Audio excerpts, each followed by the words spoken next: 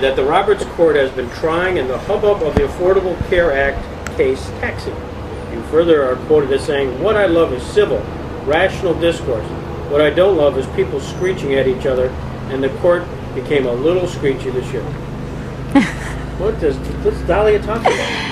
I mean, if you followed the last few weeks of term, the court started to look unrecognizable. It started to look, in oral argument in the ACA case, just Justice Scalia doing kind of sound bites and talking points and kind of cracking jokes about maybe we should just do away with the law that says that, hospitals should take all comers. Just a level of discourse that, I guess I would just put it this way. The fact that we even heard the word broccoli, much less that we heard a lot about broccoli, was breathtaking to me. That was a Tea Party talking point. That's not a constitutional doctrinal point.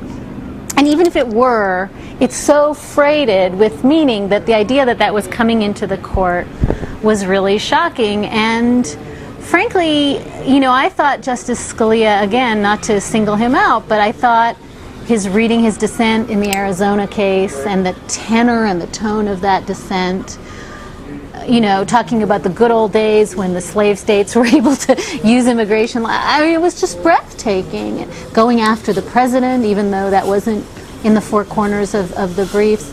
So I guess I just had this sense, and I don't want to just put it on Scalia because I felt other justices were reacting positively and negatively, but it just didn't feel like the court I knew. It felt like we'd all sort of slid into, a Sunday morning talk show. And it's dispiriting. It's dispiriting first and foremost because this isn't how we talk to each other in the law. But it was also just dispiriting because you have this illusion that even when they're acting out, there are boundaries, and this was just beyond boundaries. So your next step, by the way, just to segue off this for a second, is Israel. Yes.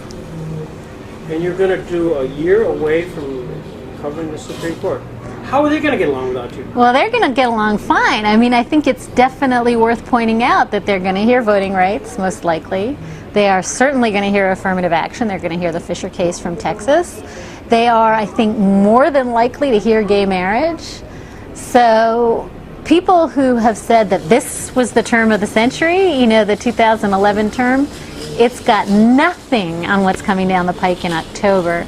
And I think I'd be lying if I said that wasn't a little bit of part of why I needed a breather. It's going to be a very, very intense year on hot-button issues, and we don't know what all else is coming. They haven't granted cert on a lot of stuff, but it could be a really explosive year. So they're going to get along just fine without me.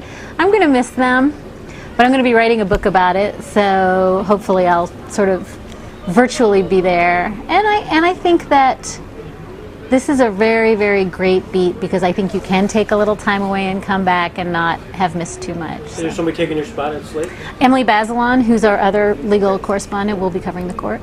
By the way, on this not quite this very porch, but we've Paul Clement, Seth Waxman, wow. and Linda Greenhouse have all been here, so I'm thrilled. On this porch. Woohoo! So, part of the process. Were you shocked by the Affordable Care decision? I was shocked by the lineup. I think I was one of those people who was on record saying I thought it was going to be 7-2, 6-3 to uphold. I thought, and I think I even said that night on TV, I said I thought after watching argument that Kennedy and Roberts were kind of in play. It was clear to me no one else was in play, but I thought, they're thinking about it. And so I think I very much bought into the conventional wisdom that if Kennedy jumped, Roberts was going to jump, and that's how Roberts was going to get pulled into the majority. So to see it happen that Kennedy, not even with the majority, but willing to sign off on this per curiam dissent that is really a strong dissent, Kennedy was never in play, as it turns out. And so to see Roberts kind of jump alone, but also broker what is either a brilliant or insane deal over that and the Medicaid expansion. That was a huge surprise. I think I had felt, and this, apropos of what we just talked about, I felt for a long time that this wasn't a states' rights court. This wasn't the Rehnquist court. The federalism revolution, when people say it began and ended with Rehnquist and O'Connor, my strong sense is that Alito and Roberts believe a lot of things passionately about affirmative action and voting rights and gay marriage. I don't think I ever really believed this was their issue. And so I think I even wrote, they're going to save their powder for next year for the issues that they lie awake sweating. And I just didn't think states' rights was one of them. I think Roberts would have very happily joined the dissenters if the stakes weren't what they were. So I don't want to minimize where he was. But I think he is going to come back in October and be the John Roberts that we all expect him to be, and that this is going to be a very, very, very volatile year. You don't buy necessarily the argument that many commentators had that somehow he thought through this was an opportunity to elevate the court, the standing of the court, sort of stature type thing. I'm sure of that. I'm sure that the one thing he was Rehnquist's clerk. Yeah. And this was Rehnquist in the Miranda case, and this is Roberts today. I hate this, but I'm going to hold my nose and do it, because it's the difference between being chief. So I do believe that. I think that was a big piece of it. I think that the other thing that is so important is that he's young, and that if you look at Scalia and Kennedy, 75, why am I not seeing my life's dreams realized? Very frustrated. Roberts is playing the long game. Roberts didn't have to get this done today, and he certainly laid out markers for how he's going to get it done in the future. So I think you're quite right. There's a combination of, I think this wasn't exactly his fight. I think his age made it much more expedient to wait and do this in increments. And I think that he has a very lofty, God bless him, role of the court as an apolitical institution, and that he knew, especially after Citizens United, what a 5-4 decision would have done. You talked last year at the Jackson Center event here about the impact of the women on the court, and you written a book? I'm writing a book. That's what I'm going to do. What changed, if anything, from last year when you spoke to today, insofar as your thinking on that? Did it move the ball along a little bit on your theory? Not as much on gender, because there wasn't a Walmart this year. I mean, we didn't have a great gender case to really hear those voices again. One thing I thought about a lot more this year that is kind of a footnote to what I was talking about is I started looking at the ways the women and the male justices think about children and childhood. And that's been a kind of just an interesting exploration, sort of pushing the theory.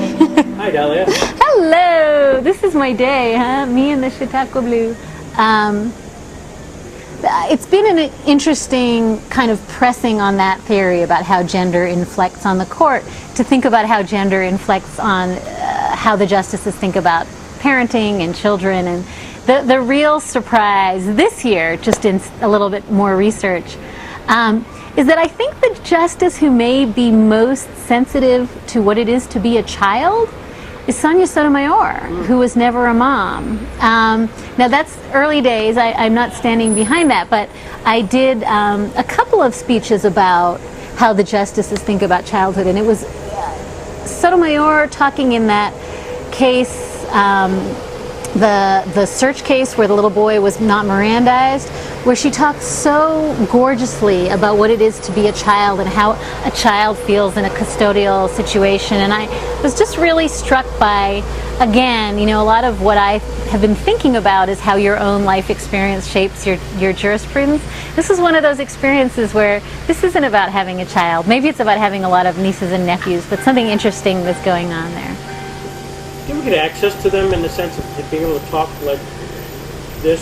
Hey, I'm doing a book on such and such, and you get access to them? Now I'll probably seek access in ways that I haven't before. I mean, I've certainly met, I think, most of the justices one way or another, at a judicial conference or at an event. I think I've met almost all of them. But my own kind of take on the court was always, I'm a sports writer, I'm going to these arguments, I'm writing them out, as I see them. So it wasn't really reliant on huge amounts of access, but I think for the book I'm going to need it. And I'm actually excited about kind of backing away a little bit from the day by day, you know, watching the court day by day, because I think you lose sort of the arc of time and some of the big themes. So it's going to be a very, very different enterprise for me. But yeah, it's going to really turn on how much access I get. Were you at the event the Supreme Court Historical Society put on when Sandra Day O'Connor and the other 3 justices were there? I was in Israel. I missed it. Okay. I went down for that. That was cool. Yeah. I'm not great insight, but it was just the fact they were all one place, one time, and they did. You know, there was a lot of war stories. Yeah. And that type of stuff. I missed it. I would have loved to have moderated something like that because I've thought about it so much. I think it's interesting, and I guess we talked about this last year a little bit. We have such different generations, and it must have really, I mean, I've seen some of the video, but the difference between Ginsburg and O'Connor and Sotomayor and Kagan is just the difference between one wave of the women's movement and another, and it is remarkable to me that that we had 2 justices who had kids and husbands and, you know, worked and also raised money for their campaigns and also did this, and then they were on the court. And then we have this next era of women who, because they could get clerkships and because they could go to law firms and they could make partner and they could become the dean of Harvard, didn't have the time. So it's just an incredible snapshot of what has happened to women in the legal profession, I think. That just the difference between those 2 eras. Would you ever have any interest in either being involved in the advocacy at all? I would like to argue a case at the court one day. I think I would like to do that, although I think it would be like Snoopy coming off the doghouse. I mean, I think it would just be so absurd. But I think, first of all, I have such high regard for those oral advocates. I mean, you've met Paul Clement. I mean, these people are not human. And I think I'd like to try, because I think we're very reflexively quick, and we really saw it this year over Don Verrilli. You know, that everybody had an opinion on Don Verrilli's performance at the ACA hearings, and they were all wrong. You know, he didn't screw it up. He actually won it, and he planted the seeds of the tax penalty thing long before anybody gave him credit for it. So I think we're so quick to judge those advocates and to say, oh, he stuck up the joint. Yeah. And I think it's almost unfair to do it without having tried it. That said, like, who would hire me? Maybe Snoopy. One of the things I'm hoping to do at the Jackson Center, and maybe I'll seek your advice on this. We have access now through a whole studio. Time Warner Cable had a studio. They did local broadcasts, and they just terminated it. So I made the pitch to Time Warner National. Give it to us. I want the whole thing. Mm-hmm. You're going to get good publicity. Then you get a taxi down. Good. I think they're going to do it. Good. You say, all right, now what do I do with it? You got a program. Now I got to get a program. So I was with Phil Donahue. Nice. Just the other night. He was in town, and so I had dinner with him, and he's a big Supreme Court guy. Who would have guessed? I did not know that. And he's a big Barnett, Western University Barnett. He can quote scripture verse. He's really a Jackson guy, too. Yeah. So that people don't understand the dynamics of the Supreme Court, and Phil, it's like this. And it struck me, like an epiphany, that one of the more interactive pieces is what you just talked about, oral advocacy before the court. Mm-hmm.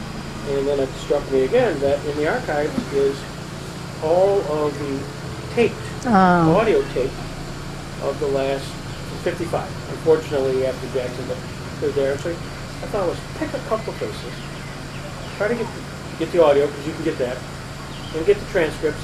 And why don't you have some reenactments? Mm-hmm. Students watch it, participate.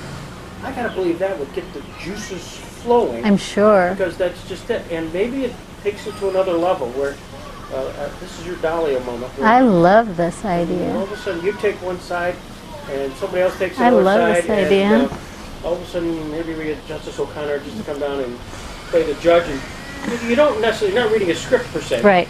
You sort of work within the parameters. And I know the Supreme Court Historical Society is doing flood versus cooling next year. Nice. That's baseball. That's I know. I wrote about that this year. Did you really? Yeah. Oh. And I've got one of my law interns writing a script because I really want to try this. Yeah. I happen to think this would be a student moment. I think it's a fantastic idea. I mean, if you just look at how the public inhaled like those Prop 8, you know, when they did when they shut down the Prop 8 trial and they did the reenactments of it, and people really watched those because I think that there's a feeling that this litigation is really important and interesting. And you know, I want to say, like, do Cohen versus California. You know, that very first moment where the Chief Justice says you're not going to have to swear in order to do this, and within like 20 seconds he drops the F-bomb. So, you know, you want to do like the ones that are incredibly resonant with kids. But I love this idea. I think it's a great idea. If I sent you an email and said, could you give me 5 suggestions, case suggestions, could you do that? Of course. I mean, I'd love that. That's what I would then dig up the audio, dig up the transcripts, and every law school writes a little intro and an exit. So it's an hour-long, nice, compact. I think it's a great great idea. And I think, you know, I went through 3 years of law school. I don't know about you, Al. I went through 3 years of law school. I never heard a transcript of an oral argument, never once. No. And, you know, there's something, partly that's just the casebook method. Partly, I guess it would have come up in trial ad, or I don't know. But you would never have heard, you know, wouldn't you have liked to hear, you know, Griswold argued? Wouldn't you have liked to hear? I mean, I just think we have these legendary, I'm thinking of all the dirty ones. I guess I'm thinking of Hustler, but, you know, that these would have changed everything for me to hear them in law school. Well, yeah, Peter Irons has done something, but it's more it's the written, you know. But anyways, that's the crazy epiphany of I love it. I love it. I think it's a fantastic idea, and I think law students would eat this up. It's going to be when you come back next year. All right. We'll have a moment. All right. No, I would love to do this, and I've actually done twice now. I've done hour-long episodes for Dan Rather's show on HDNet about cases, and so it's an entire hour episode. We did a really, I think, cool one about the ACA that aired the week before, and to do an hour of really good television, nobody does that. Nobody does it. An hour of fantastically good television about the court is something that nobody tries. It's like the world, you know, the court gets 2 minutes even on a healthcare day. And so I've become a huge, and then you do it and then you realize, like the first one we did was on Melendez-Diaz and, you know, testimonial evidence. And to see the mail that you get, people love this. They really do. I mean, not just sort of rubbernecking, like, oh, you know, the court is doing the ACA, but this is their life. And they don't, I've just had extraordinary, in fact, part of me wants to tell you to kind of pair up with the Dan Rather people in some way, but just an hour of television about the law is doable, and people love it. So, yeah. Maybe after we do that next summer, you can say, you'll be the connector, you'll be the producer. Well, this could be the whole Dahlia. I don't know if I want to be the producer, but I think you've got a great idea. I mean, I think those transcripts are just liquid gold. You know, the audios and the fact that we don't use them for anything. No, I was shocked. I mean, even the transcripts, interestingly enough, are not that easy to get. I mean, from the older. They haven't done them, but the audio is. Yeah. And then you can say, well, you listen to the audio and you hear the voices back and forth, but you're not sure who's saying. Who's who, yeah. And maybe there isn't. So anyways, it's how do we get on that subject? Because you're hustling. You're like, dude, I got 10 minutes with Di, I'm going to get her a job. Yeah, that's exactly. I like it. My dad would be he'd write you a check right now. Thank you. Helping take care of my grandchildren. Yeah, well, we're getting the equipment. It's got to be, that's the mother load. and now you got to know what to do. Yeah. And we have access out of this Jackson Center where we can plug in and get distance learning. We're piped out. We got everything there except a program. Right. That's so cool. And I think some enterprising laws. Maybe Nuremberg? Well, Has anyone done it? Yeah. Nobody's done like a good... And do we have audio of Nuremberg? Audio's everything. They audio taped everything. You have some movies of it. 25 hours of Nuremberg film. Which Yeah. You have. Yeah, you could kind of play around with doing cross-examination hearing. I mean, that kind of back and forth. Yeah. And the judges get all over Jackson. And Yeah. Jackson I just think that blows might up. be, fun thing to start. I don't know. Anyway, I love it. I love it. So after you do this book, then what? I mean, my bosses need me to say then I go back to Slate and cover the Supreme Court till I die, which I probably will. I think that's my answer. I mean, I think, part of writing a book is that it takes you to a whole other level and there's other opportunities, so don't show this to my bosses. But I think that I really feel like I've done this for 13 years, and while, God bless Linda, like the people who did it, Lyle Denniston, who do it for 35 and 40 years, but I do think at some point you need to do something different, and I just don't know if I want to cover the court for, what could be 20 more years or whatever. So I'm going to keep my options open. I know we're coming back. I mean, we'll be back right here by hook or by crook next July. And then I think I'm just going to wait and see what the world wants me to do. I don't have a great answer. Well, you're so engaging. Thank you. You're photogenic, you're engaging, personable, you're a video person. And you do a great job of Slate, but it's more the print media. I mean, not that you're not on TV, but that's not your regular shtick.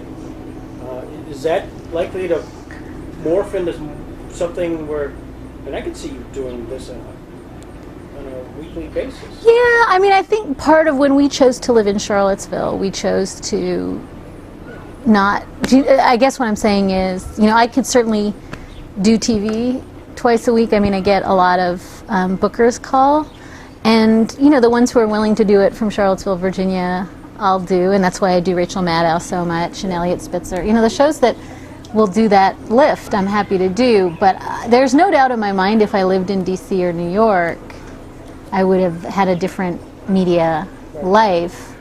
And I think partly because my kids are young, and I, wanted them to have a completely normal 1950s life. We just made the decision we made, and it's entirely possible that when they're older and they're suave children of the world, in a year we would make different decisions. Although we pretty much love Charlottesville, but I think that's an almost completely geographically driven decision to just do much less TV. I do a lot of radio because I can do it from home, and I love radio more than TV, but I think, I'm going to presumably have to do a book tour, and a lot of things I guess will change in terms of our funny hermit life where, in Charlottesville, 90% of the people just know me as Kobe's mom, and that's been a pretty good gig. Yeah. Did you pass across to Henry Abraham? Yes. And they have a big endowed Abraham lecture that the Jefferson Center does. And I think they're actually asking Rachel Maddow to do it this year. I don't know if she'll do it, but he's a wonder. He's a real marvel. I'll make sure when I go to the Supreme Court Historical Society, their annual dinner, and I get my tux on, I want to sit next to Henry and his wife. Yeah. They've spent some time with us here. He was, in fact, one of the first guys to come to the Jackson Center. Mm-hmm. I didn't know that. It was really, has written several books on justices, and of course he ranked. That's one of the things he ranked guys. And, how'd you rank Jackson? And why did you do it? It was one of those, we learned everything there is to know about Jackson. And by the time he got done, he felt really apologetic. He should be up there with John Marshall. Right. The only reason I didn't get him there is he didn't have somebody here. It's okay. I know. Okay. I know. Now, can I run to the rest of the NAB people? You're going to love Pam.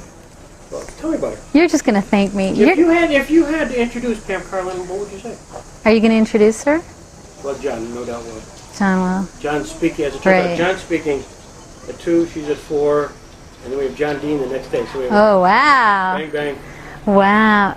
I'm going to have to watch all the videos.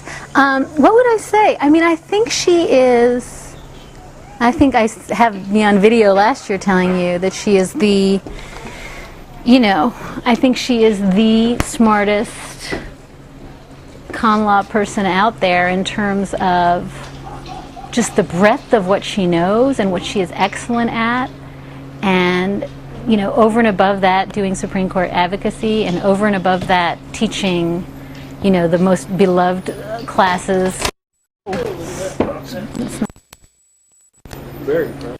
I mean, she's just so, I just think in another world and time, but she takes the breath away. I've never heard her speech that wasn't, you know, blistering, amazing brain cells, neurons. So. Did you, should she have been the Supreme Court Justice? Yes. I think that she is Scalia-like in her brilliance. Right. And I think that, you know, the sort of one tragedy at the court today is that all, or most of the real intellectual heft is on the right, which isn't to downplay. I mean, none of, you know, the liberal justices is a slouch, but just to have a firecracker, to have somebody who has that level of passion and charm and the ability to write and the ability to speak. And, you know, I said this to you, I think, also last year. I think Kagan may turn into that person. I mean, I think she's not by temperament a Scalia, but I think she has certainly... I wrote a big piece about her this year for New York Magazine, and one of the things that is interesting about Kagan, and you know, it's interesting because everybody says she's a good writer. But the one thing that I found out doing the research for this is how often she writes. We've just segued from Pam to Kagan, but sure. Whatever. How often Kagan writes in the second person. So her opinions, if you go back and you look at like the Arizona tax credit case, or you go back and look, all of her really good writing, she says, imagine you were X, or what if you thought this, and then you just wanted to give this tax credit, you know, like, it's so, why doesn't everybody write in the second person? It's so persuasive. It's a way of kind of bringing your reader, especially in dissent, into your imaginative world, and a way of making, it's a really deft gift she has for writing. I mean, so I remember saying at the end of last year, she's an amazing writer, and this year it was really borne out. She's going to be, I think, one of those writers for the books. But I guess I just, you know, just to finish Kagan, Carlin, I think that if we were even thinking about, you know, to match a Scalia with a Scalia on the left, or to match a Roberts with a Scalia on the left, I just think there's no doubt that Pam is that person. And I would have liked to, I guess, you know, the sportsman in me would have liked to see a fair fight. You know, somebody who could take him on his own terms. And I say that out of the highest respect for Justice Scalia. But I know we don't live in a world where we can put a Brennan on the court, but I just think it would be good sport. Is there anybody on the horizon next 2-3 years who might be retiring? Well, I mean, I think the bookies would tell you that Ginsburg is 78, and both Kennedy and Scalia are 74, 75. Breyer's 73. I think just actuarially speaking, someone's probably looking to retire. What's Ginsburg's health? Well, she looks good. She looks really good this year. And she's been, you know, again, if you read her kind of concurrence in the healthcare case, boy, she is on her game. I mean, that is an extraordinary piece of writing. So I think she's fine. I mean, I think she's one of those people who, like Stevens, almost gets better with age, and who kind of lives for this. So I think she's fine, but that said, I also think, you know, she has quite openly said she wants to beat Brandeis's record, and that was 83. So, it's going to be in the next 4 or 5 years. And I think if there is a justice on the left wing of the court most inclined to step down while Obama is president for political reasons, I think it's Ginsburg. I mean, I think she wants to be replaced by Obama. And so my guess is if she goes, she might go at the end of, if Obama were reelected, she might go at the end of. Is there a top 3 list of people you would suggest if that scenario were to play out? Yeah, I mean, I'm still a huge fan of Judge Diane Wood, who was on the short list last time. I think there's some gossip that she's just aged out now, but I think she's an amazing candidate. I was always a huge fan, as I said, of Pam, but also of Kathleen Sullivan at Stanford. Harold Koh. I think there's just amazing. I think what I'm thinking about is somebody who's a very strong voice and who can a little bit unify the left wing of the court, because one of the other things that's quite remarkable, in addition to the intensity gap between the right and the left, is I think a sort of playbook gap, and you really saw it in the healthcare cases where the 5 conservative justices are all working off the same bullet points. There's just a real coherence to the program and the methods and the ideology and how we're going to get there. And on the left, and it's always a problem with liberals generally. There's 3 liberals and 7 opinions, and you really rarely see them work together in any way, and more often than not see them working slightly at odds with each other. And so just simple things that one could do or say at an oral argument to get that 5th vote, and they're all they just seem a little chickens' heads cut off.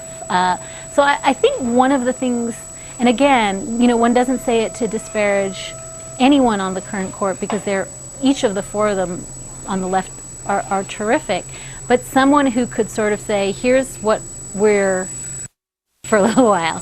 I think it would be nice to see that person. So whether it's Koh, I mean, my deep worry right now about the court is they all come out of 2 law schools. 5 of them come out of New York. Their clerks all come out of 7 law schools. I mean, this is the most siloed Supreme Court in history. The sense of it closing in on itself is profound. And so I think, my other people on my list would be, I want to see a death penalty lawyer. I want to see somebody who's had a practice for some social justice entity, who's argued a bajillion cases. Just somebody who comes to it. Someone, people talk about Deval Patrick or somebody who comes out of the political machine who has those skills. So I think maybe that's not a name, or maybe it's 5 names. Jennifer Granholm is mentioned, but somebody who brings an entirely different worldview, not just a professor, not just somebody who comes up through the executive branch, but that I think would be really, really welcome at this court right now. Could you handicap the other side? Well, I think Paul Clement is going to be the next justice. I'm honored to be sitting on this porch and saying it. I think Jeff Sutton, who probably has also sat on this porch, right? Is he here right this week? Last week. I met him when I was here last year. I think either of Jeff Sutton or Paul are sort of a shoo-in. Brett Kavanaugh, just the sort of, again, the fact that I say they're a shoo-in and they will get confirmed is, I think, really the interesting part of this story. Jeff just sent me an email. Just reading, and he attached I think it was a Marquette Law Review article just did on the Barnett case. This is a huge case. Yeah. And he's got families in Warren, Pennsylvania, just right over the border, same county that Jackson grew up in. So he's got this. Oh, nice. And of course, he got a lot of attention with his decision in the 6th Circuit. Yes. Well, there are people who say that's why he's not going to get confirmed. Well, that's the next question. Does that? No, I don't think so. And for the same reason, I think Brett Kavanaugh doesn't have to worry. I think that what they did was exactly the right thing, which is, I'm going to apply the law. I hate it. They were both quite clear that they hated it, and this is for the Supreme Court to do. I think what they did was show proper deference, and both of them were very, very careful to say, you know, my hands are tied here. But I don't think it precludes him. I mean, I don't know what the litmus test is, but I think he is such a good candidate for, the court. So, Do you talk among your reporters? Is there a collegiality among them? And within that group, is there a pecking order of seniority? Tony Morrow's been there for a long time, and first Nina. And did I not tell you this story last year? No. This is my favorite story. It's everything you need to know right here, right now. Okay. On big arguments, like Bush v. Gore or Heller or the ACA cases, the Public Information Office will hand out a little card. You each get a card, and you're quite literally ranked in order of importance. So there's an A row, and there's a B row, and then slightly obstructed C and D, and maybe E, and then FGH is completely obstructed, you can't see. So H is for, like, the Kenosha Times, they're just screwed. So the A row is, it is what it is. It's like going to a royal wedding. You know exactly how important you are. A1 is Nina, A2 is Adam Liptak, A3, Linda was A1 for a very long time, A3 is Marcia Coyle, maybe. It is what it is, and you all know it. Lyle Denniston, all exactly as it should be. And the Bs are sort of, the slightly less prominent, but also lifers and the stringers, and then you get to C, and then onward. So, as if that weren't quite shocking, they line you up in the halls in order to march in.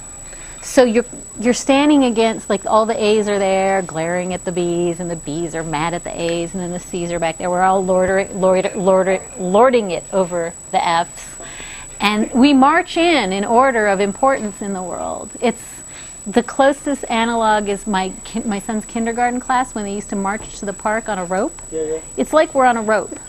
And it's the most spectacular sight. I just feel like everything you need to know about the sort of hierarchical practices of the U.S. Supreme Court is right there. So I did not answer your question, but I answered a better question. That is a great question. Isn't that a great story?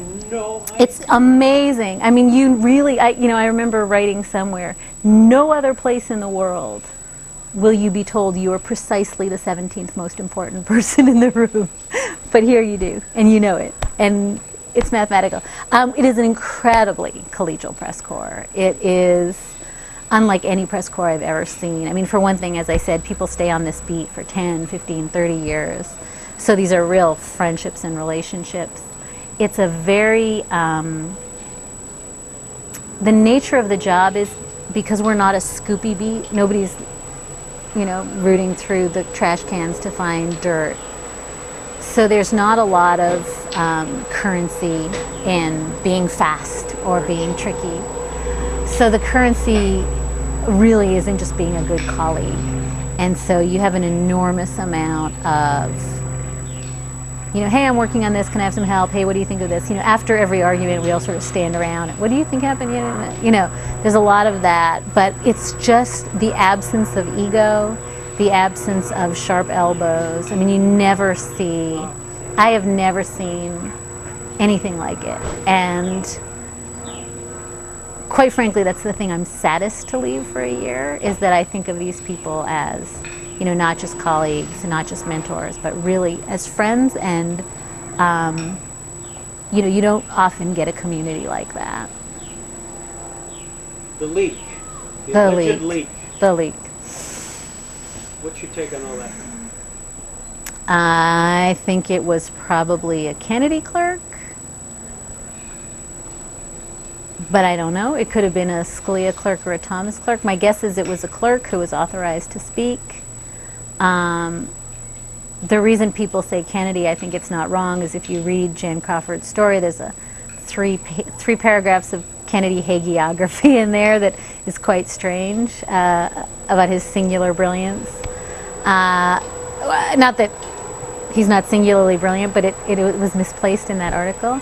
So I think there was good reason to believe it was a Kennedy clerk. Jan wrote, has done interviews with all these people. She has relationships with Thomas, with Scalia, with Kennedy. So I think it's probably that, and I think that someone was quite angry, and I think embarrassed, because I think they thought they were writing the lead opinion and kind of got hosed at the last minute and wanted to embarrass the chief. So I think the leak is quite extraordinary. I mean, I haven't seen stuff like that.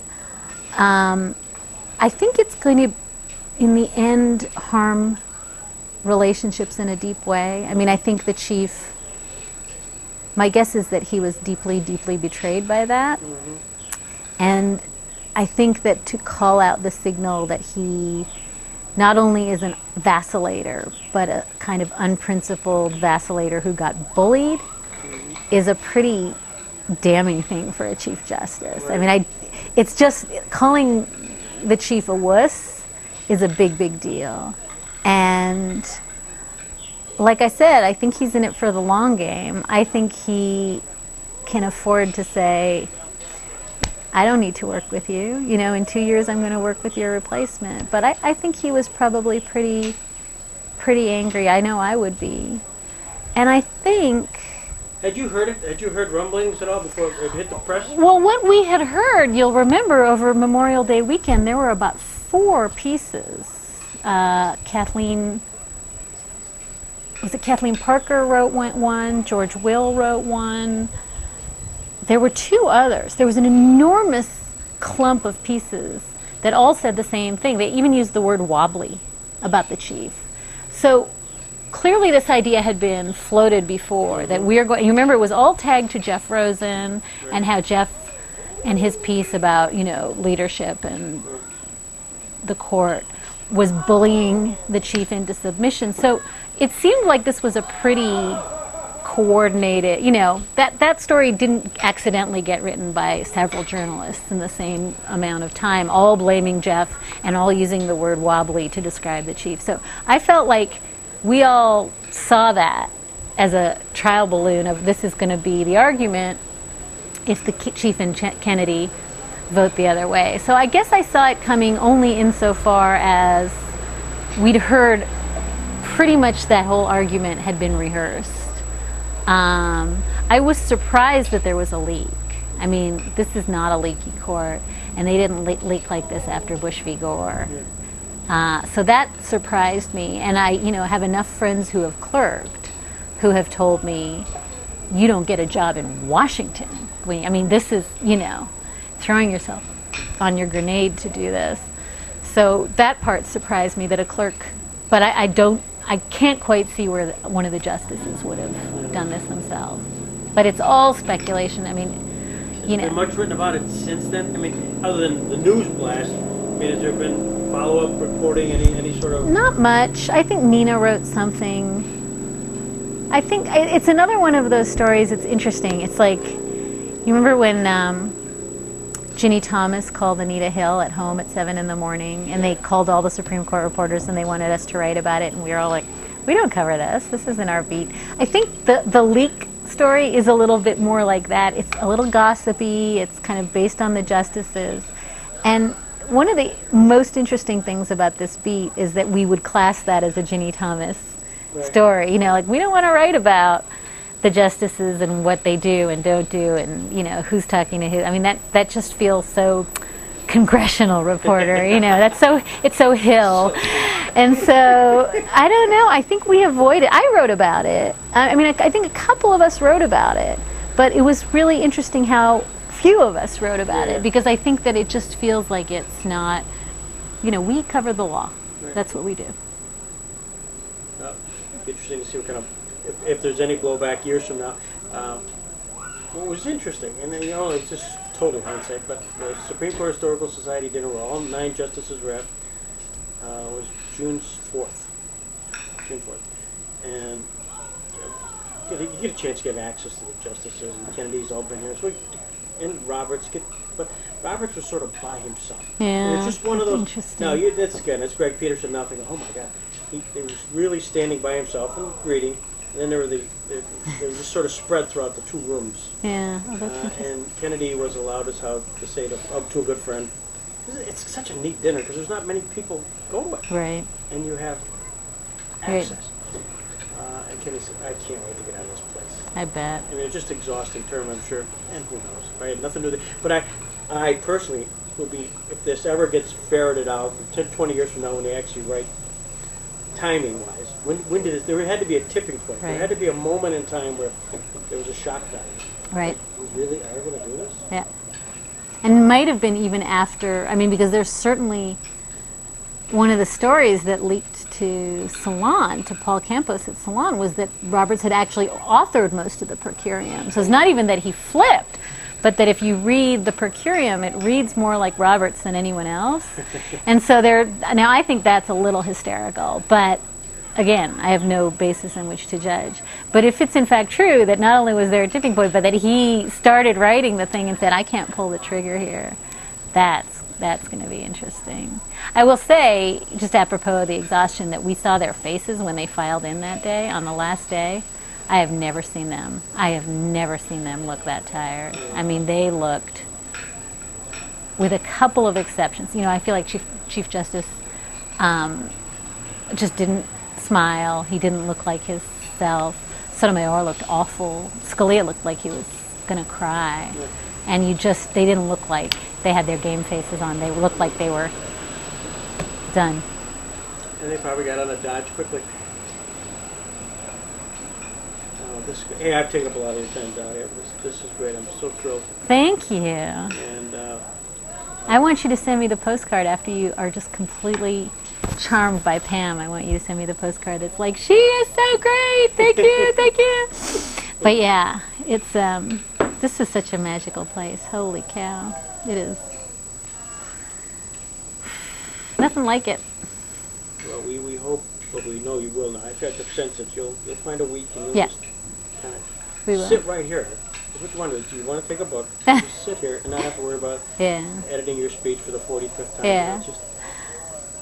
Well, that's the only bad part, was that I had the last 3 days I was like, I had to build up to this. Now I feel like I have 2 days to just... Did they tell you, I've always been curious, for all the years I've watched this speech, did they tell you how the crowd reacts after if you get done with your speech, and there's always the applause, and today you got a standing ovation. Yeah. Kudos. Thank you. But did they leave? Yeah. In fact, tell you that? someone told me that last year even, in the small...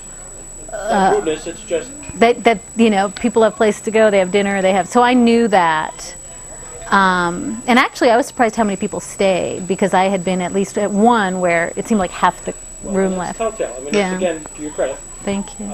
Because they sometimes that's their exit. Yeah, yeah.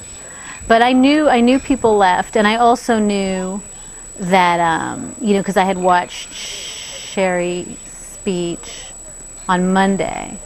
So I sort of knew, more than from my own experience, that it's just a very generous crowd. I mean, the presumption is, they trust you, they believe you. It's not a, hostile crowd. I don't know if they're hostile to anyone. I guess I'd like to see, if somebody just didn't get a good reception here, but...